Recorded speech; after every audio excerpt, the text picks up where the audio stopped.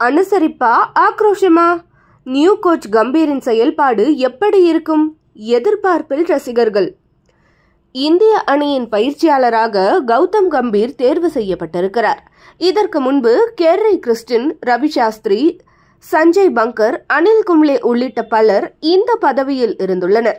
அவர்களிடம் எல்லாம் இல்லாத எதிர்பார்ப்பு கௌதம் கம்பீரிடம் மட்டும் ஏன் இருக்கிறது? அதற்கு காரணம் அவர் நீண்ட காலம் இந்தியாவிற்காக சர்வதேச போட்டிகளில் விளையாடியவர் என்பதே.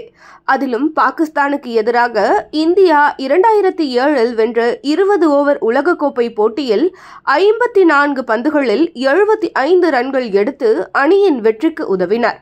அதேபோல 2011 வென்ற 50 ஓவர் உலகக்கோப்பையில் சச்சின், சேவாக் உள்ளிட்ட வீரர்கள் கைவிட்ட நிலையில் இவர் 97 ரன்கள் சேர்த்ததன் காரணமாகத்தான் 277 என்ற இலக்கை இந்தியாவால் எளிதாக சேஸ் செய்ய முடிந்தது. அதேபோல் 2 IPL கோப்பைகளை கொல்கத்தா அணிக்காக வென்று கொடுத்துள்ளார்.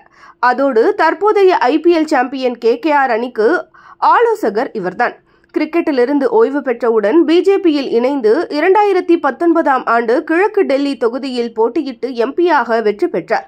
போட்டி என்று வந்துவிட்டால் ஆக்ரோஷமாக விளையாடும் தன்மை கொண்ட கம்பீர் தவறு செய்தால் யாரையும் விமர்சிக்க அஞ்ச மாட்டார். உலகக்கோப்பை ஒருவரால் மட்டும் ஜெயிக்கவில்லை என்று தோனியை விமர்சித்தும், பிறகு அவர் போல் ஒரு கேப்டன் இல்லை என்று புகழ்ந்தும் பேசியுள்ளார். இதுவே அவர் ஒளிவு மறைவற்றவர் என்பதற்கான சான்று. லக்னோ அணியின் பயிற்சியாளராக இருக்கும்போது கோலிக்கும் நவீன் ஹல் ஹக்கிற்கும் இடையே ஏற்பட்ட மோதலின் நடுவே கம்பீரும் இறங்கி தகராறில் ஈடுபட்டது அப்போது பரபரப்பாக பேசப்பட்டது. சமீபத்தில் அளித்த பேட்டியில் கூட எனது முழு அதிகாரத்தையும் பயன்படுத்துவேன் என்று கூறியிருந்தார்.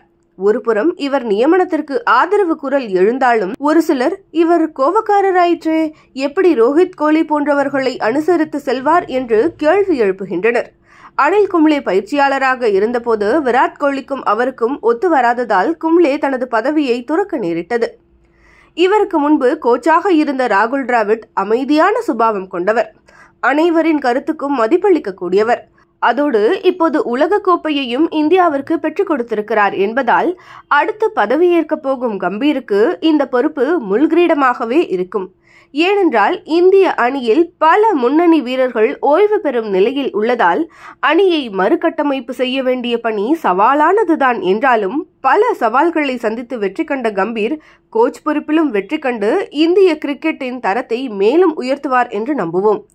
ஆம், அறிவார்ந்த ஆசான்தானே அறிவார்ந்த மாணவர்களை உருவாக்க முடியும். வாழ்த்துக்கள் கம்பீர்.